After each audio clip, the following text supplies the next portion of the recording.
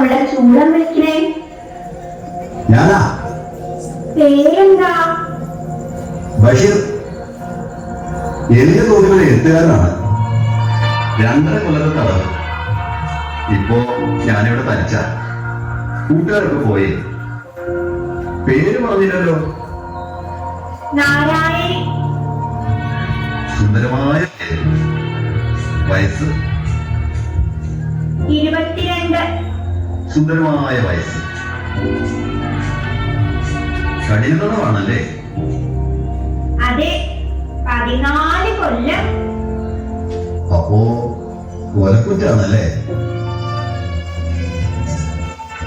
വന്നിട്ട് ഒത്തിരി നാളായോ? 1 കൊല്ലായി. എന്തൊരു ജീവിതം. നാരായണി, നമ്മുടെ ഏതാണ്ട് ഒരുമിച്ചാണ് ഈ ജയിലിൽ വന്നത്. അതെ, എനിക്കൊരു റോസാച്ചെടി കിട്ടുമോ? ഇവിടെ ചെയ്യണ്ടേ? എല്ലാം അറിയും. ഇവിടെ രഹസ്യങ്ങളൊന്നും ഇല്ലാലോ.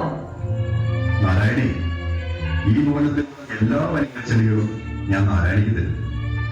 ഒരെണ്ണം മതി, തരുമോ? എന്തൊക്കെ ചോദ്യം നാരായണി ഇത്? തരുമോ? നാരായണി, അവിടെ തന്നെ നിൽക്കണേ. ഞാൻ ഇപ്പൊ കൊണ്ടുവരാം, കേട്ടോ? എന്റെ അമ്മകളെ ഓടി മനസ്സിൽ കയറുന്നത് നാമയില്ലേ? ചുമ്മാ ഇടയിൽ ഇറങ്ങി നോക്കേ.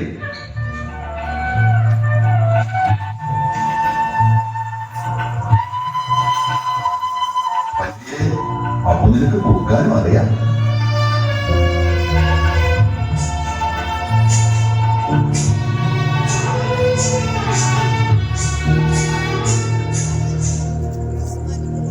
നാരായണി, നാരായണി,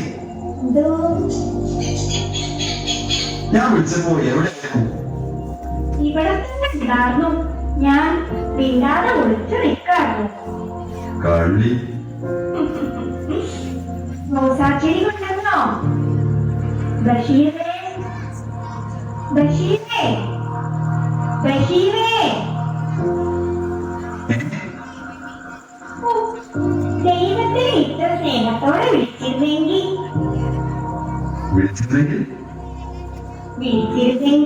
എന്ന് പറഞ്ഞിരുന്നു. സ്നേഹത്തോടെ വിളിച്ചിരുന്നെങ്കിൽ എങ്കിൽ ദൈവം എന്റെ മുന്നിൽ പ്രത്യക്ഷപ്പെടുമായിരുന്നു. ദൈവം ആരും മുന്നിൽ പ്രത്യക്ഷപ്പെടുകയില്ല.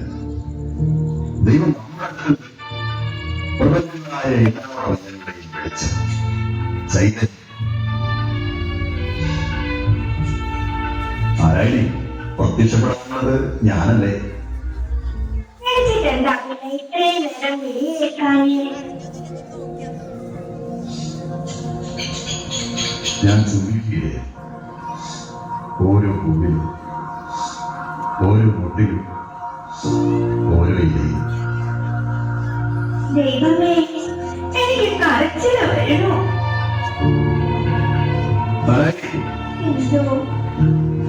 ചുവട്ടിലെ കെട്ടയക്കരുത്. ഒരു പൊടി കുടിച്ച് അതിൽ ഈശ്വരനാമത്തിൽ വെക്കുക. എന്നിട്ട് കണ്ടിട്ട് വെള്ളം ഒഴിക്കണം, കേട്ടോ? കേട്ടു. എന്നാ ഇതാ വരുന്നു. കിട്ടിയോ? ദൈവമേ, കിട്ടി.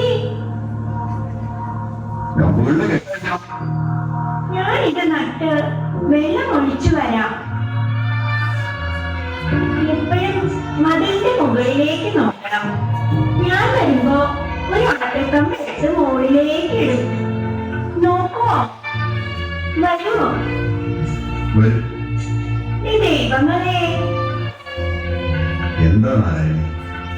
എനിക്ക് കരയാൻ തോന്നുന്നു. കാരണം അറിയില്ല.